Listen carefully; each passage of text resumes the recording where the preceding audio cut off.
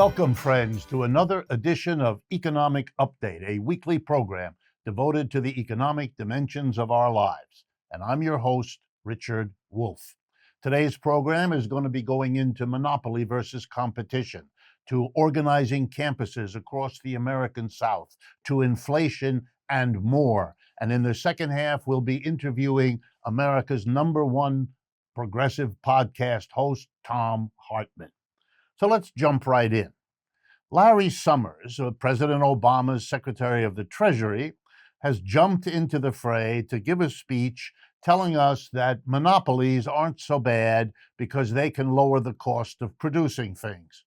I couldn't quite believe my ears or my eyes watching this, since one of the stalest, oldest arguments in the history of capitalism is the argument between those who excoriate monopolies and celebrate competition versus those who do the opposite.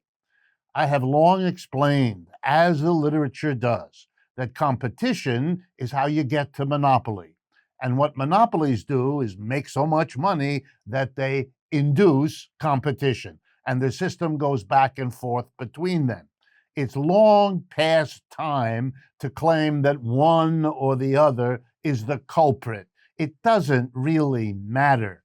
Competition means you can't quite raise the price the way you would like to, but then you fight out over other ways. You become the monopolist who, when he or she or it is the only thing left, jacks up the prices and makes the big profits, which do what? Induce people to come in to compete to get those big profits. Competition provokes monopoly. Monopoly reprovokes competition, back and forth. It gets particularly weird when you try to blame one or the other. For example, many today are blaming the inflation on monopolies. This is bizarre. We had monopolies 5 years ago, 10 years ago, 15 years ago. We've had monopoly for the last century in this economy, sometimes more, sometimes less. We didn't have inflation all that time, so clearly there's no necessary relationship between them. You know what blaming monopoly is really about? Trying to distract people from what the real problem is, which is capitalism, whether it's competitive or it's monopolistic. They have their strengths and weaknesses, they have their achievements and their losses and their catastrophes. The system is the problem, not the particular competitive or monopolistic form of that particular system. My next update has to do with that horrific shooting of the school children in Texas a few weeks ago.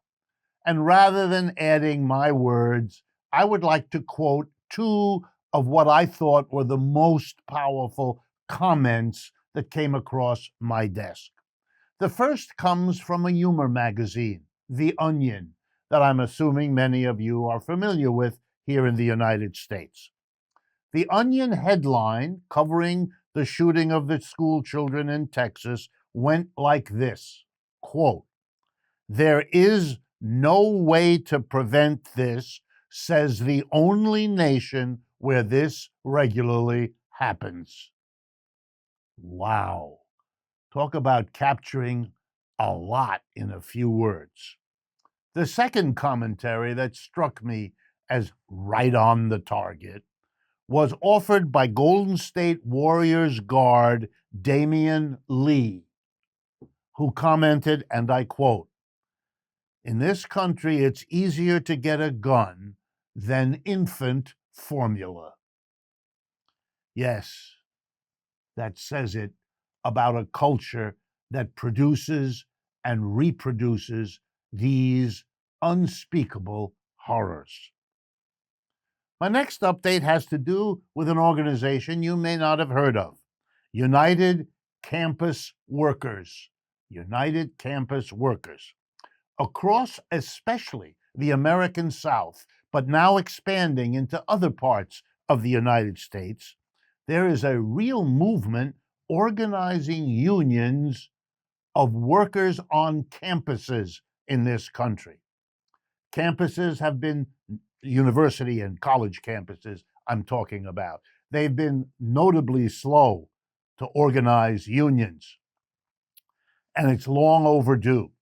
I want to read to you the banner headline or slogan of the United Campus Workers, and I quote, "We are building the power to take higher education back from corporations and billionaires and put it in the hands of workers, students, and communities."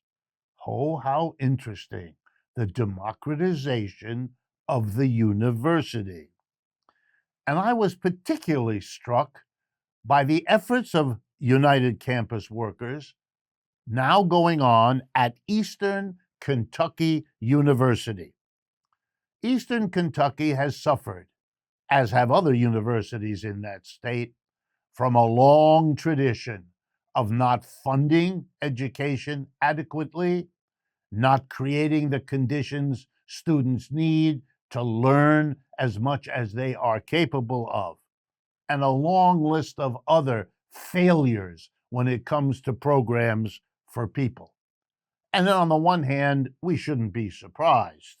Let's review a little bit about Kentucky. It has two senators in the United States Senate, as all states do. The two senators are named Mitch McConnell and Rand Paul. That would be right wing and more right wing. Wow. In its state legislature, in the state Senate of Kentucky, there are 30 Republicans and 8 Democrats. In the House of Representatives of the state government of Kentucky, there are 75 Republicans and 25 Democrats. This is a state that has long favored capitalism, private corporations, minimum government, or at least minimum when it comes to providing social programs. Workers in that state, therefore, particularly in the public sector, face bad pay, bad working conditions, and a bad educational system. There's no polite way to get around that reality. Kentucky's income and the growth of income have lacked that of the United States for the last 50 years. And yet, with such a record, they vote in the Republicans, don't you know? And it's epitomized by the offer of a wage increase made by the president of Eastern Kentucky University to the organizing workers there. Get ready, 2%. This is at a time when the prices of everything are going up by 8.5% minimum, and it's expected to be higher in the months ahead. And the president offers 2%, guaranteeing that an already underfunded, underpaid public education system will become more so in the years ahead if this president and this kind of state government get their way. Look, there's a movement to organize workers across this country, a powerful one, coming from below. Just this week, I read about the Starbucks workers in Birmingham, Alabama, voting to unionize their store there by a vote of 27 to 1. That vote is as important as the union effort itself. Things are changing, and it's happening across the country, and to organizations like United Campus Workers, hats off. You are shaping not only a long neglected economic system and educational system for the better, you're inspiring people around the country, and thank you for that. Here's an update about the inflation. Not that you all don't already know about it, but I wanted you to kind of get the feeling of it. Macy's, the department store, reports that expensive clothing has increased its sale by 12.4%, but they can barely give away low-end clothing. Walmart is losing shoppers and reports little details, but boy, do they tell you a lot. They're not able to sell gallons of milk the way they used to because people are buying more half gallons of milk. That's where they are in the United States. Ralph Lauren, a high-end brand, doing well. Kohl's and Ross stores, not at all. They can't sell branded. They only sell store name clothing. Costco and other big companies are holding the price, they report, of their rotisserie chickens because people come in to get those for their dinner meals. They dare not raise the price because then people will go elsewhere for their rotisserie chicken. So they hold the price, advertise that, and then jack up the price of everything else that people buy in the store once they've come for their rotisserie chicken. Wow. The last update I have time for in this first half is about Elon Musk, the billionaire. You know him. On Twitter, he wrote recently, and I quote, "Use of the word billionaire as a pejorative is morally wrong and dumb, D-U-M-B." That's from Elon Musk. Morally wrong to put a limit on how much wealth you can accumulate. I have no idea what morality he's talking about, other than it's obviously the morality of a billionaire, since it doesn't take a genius to figure that out.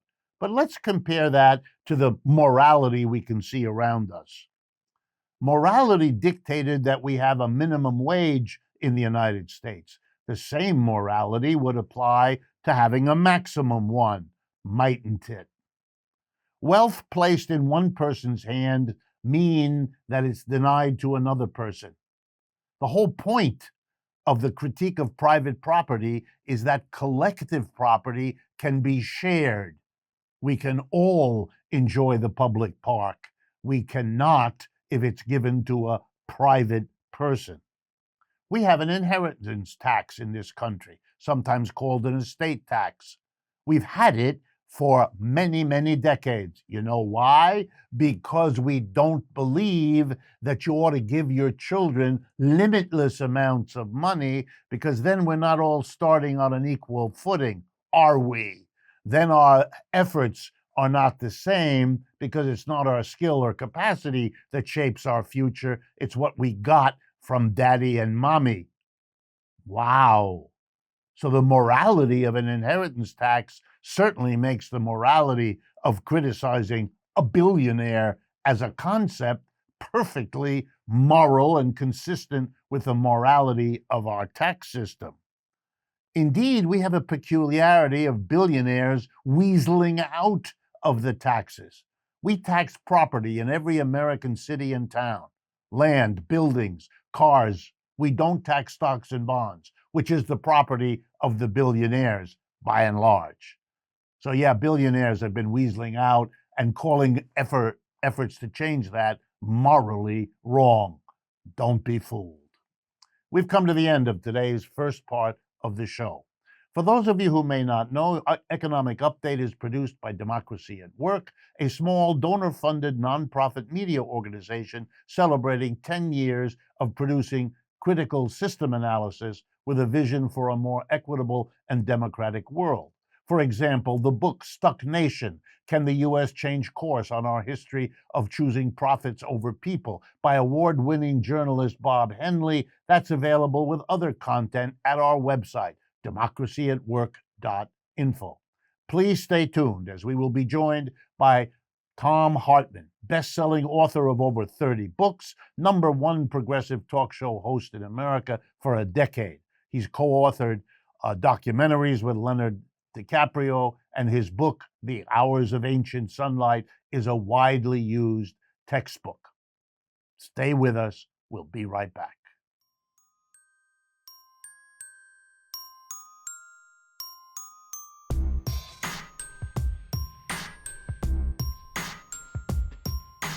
Welcome back, friends, to the second half of today's economic update.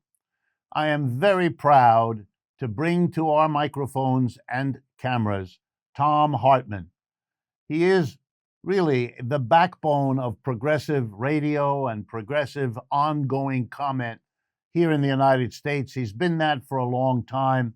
Many of you are fans of the work he does. Those who aren't yet, I hope you will become. I've learned an enormous amount listening to him, reading what he's done. So before I get into it, thank you, Thom, for joining us today. It's a pleasure and an honor, Richard. Thank you for having me on your program. Okay, thank you. All right, I'm going to jump right in. We've been hearing, and I know you have too, comments by people that think a civil war is somehow building up in this country, or that we're getting close to one, a way of understanding the divisions that are fairly obvious, but seeing them as heading towards a kind of cataclysm, which certainly the phrase civil war implies. So I want your opinion. You're watching these things more than anybody. Do you agree? Do you think this is happening? How do you respond to the talk of an impending civil war? I think what we're looking at, Richard, is not so much a civil war as a civil insurrection. The Ruth Ben-Ghiat, who is the international expert on authoritarianism, has been arguing recently that one of the reasons the NRA and the Republican Party are so gung-ho to make sure that there's a zillion guns in America is that mass shootings and mass chaos create a fertile political environment for authoritarian politicians. That the goal is to turn the United States from a quasi-aristocratic democracy. We're sort of half democracy, half oligarchy right now, into a full-blown authoritarian oligarchy. And I think that's the direction. I don't think it's going to play out like the Civil War did in the 1860s. In the 1860s, by the 1840s, the South was no longer even resembled a democracy, even for white men who were the only people allowed to vote.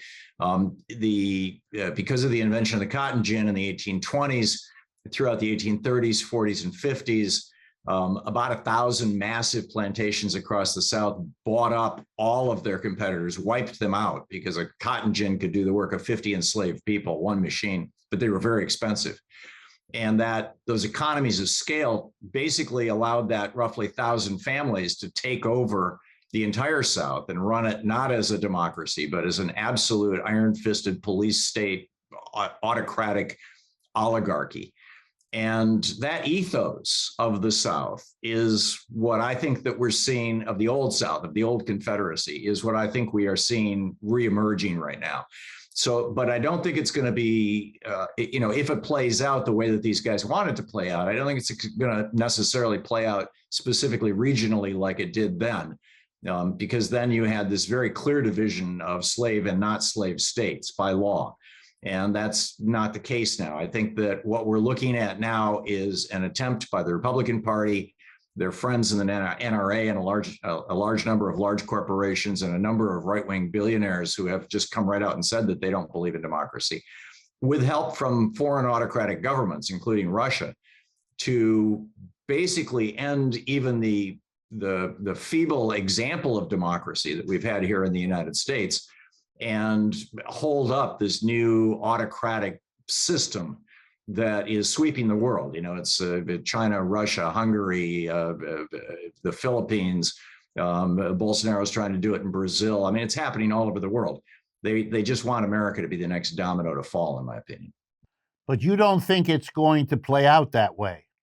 I think it's entirely possible that it could. I think that if in the 2024 election we get a Ron DeSantis or a Donald Trump or another authoritarian fascist in the White House, and Republicans are still enthralled to the fascists, I think that it's entirely possible it could play out that way. Yeah, I'm hopeful it won't, and I think that, frankly, I'm encouraged by the strong national response to the shootings in Texas a while back, and across the country, and the anti-abortion activity of the Supreme Court. I think those two things are causing a whole lot of otherwise Democratic voters who don't vote to have a come to Jesus moment. The problem is, as long as this fascist element remains so solidly in control of the Republican Party, it ain't over. Tell me, to jump to the other side, what do you think are the prospects for the forces represented by Bernie Sanders, AOC, and all of that, either as a counterweight to what you just said or as a phenomena of its own?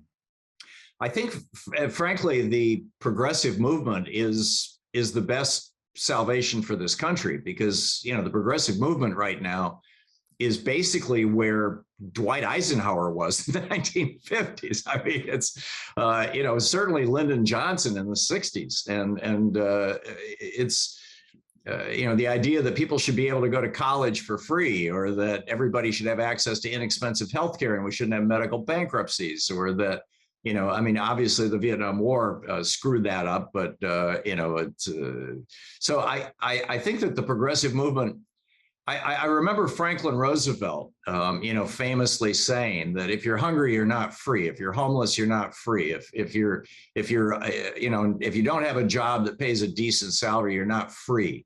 And that redefinition of freedom, which I think is at the core of the Sanders progressive message, is finding a resonance with a large audience across the United States. I think that's a really, really healthy thing.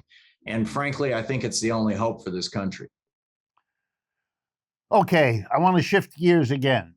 You are well known, and we're doing that too, of taking advantage of the internet, the YouTube, all the new mechanisms.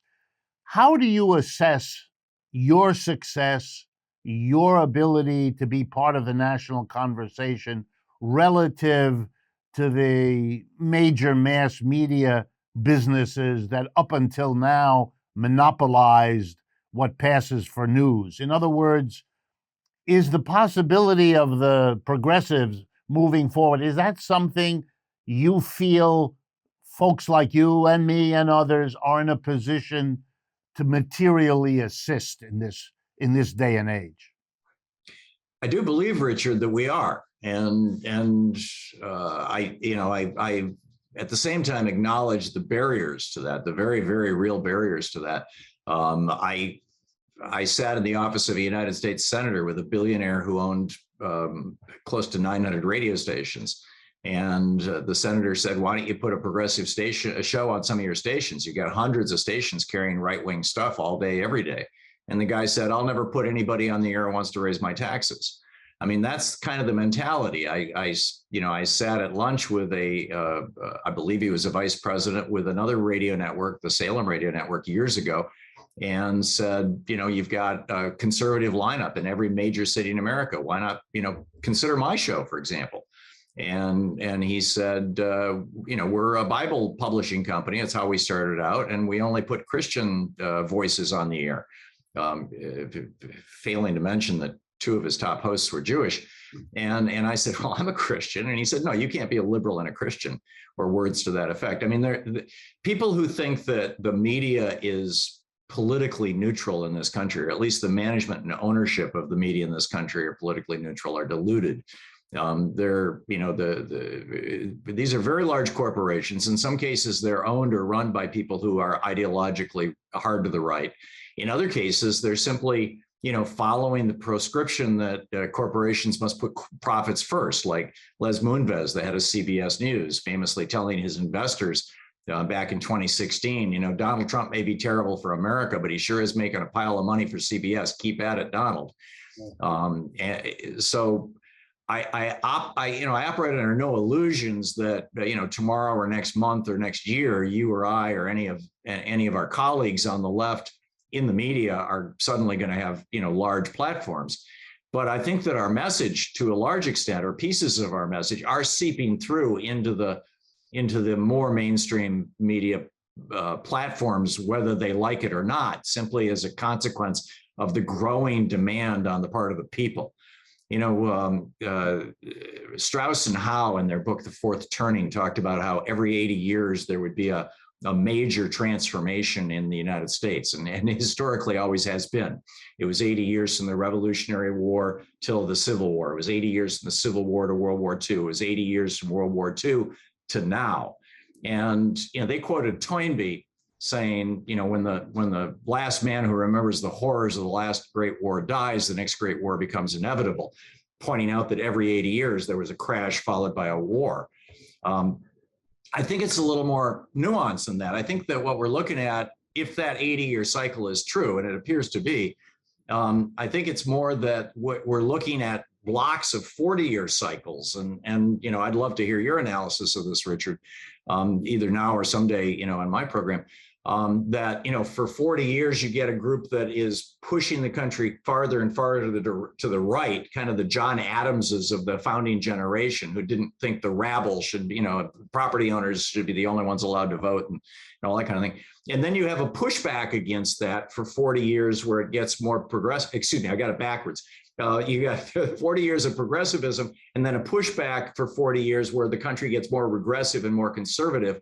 And then it blows up, the Civil War, and then it becomes more progressive for a while, and then it becomes more conservative, and it blows up, World War II. And then, so I really think that what we're looking at now is the tail end of one of these 40-year conservative cycles, and we're about to shift into another 40-year progressive cycle. I'm not completely wedded to that idea or notion, but I find it fascinating.